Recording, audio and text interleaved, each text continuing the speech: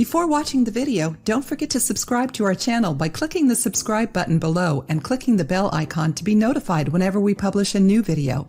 Whether it's due to personal preferences or professional requirements, white shoes are very popular. However, keeping them clean can be very difficult. Due to their light coloring, all they have to do is be next to dirt to turn dingy or yellow with time if the correct precautions aren't taken. But before you go out and buy expensive products to make your sneakers look like new, try these homemade tips. Not only are they cheap, but you probably already have all of the ingredients in your home. The first recipe calls for 4 ingredients: 1 cup of apple cider vinegar, a half a cup of cornstarch, 1 tablespoon of powdered soap, a half a cup of baking soda.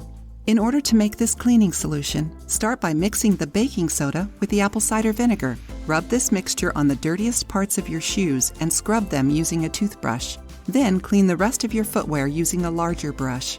After you've scrubbed them well, wash all of the shoe off with soap and water.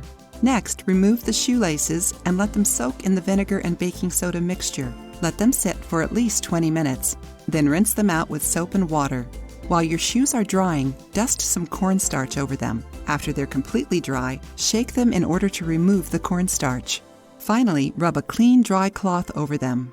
If you have rubber or leather shoes, you can also use this other recipe. All you'll need is 1 toothbrush and some toothpaste.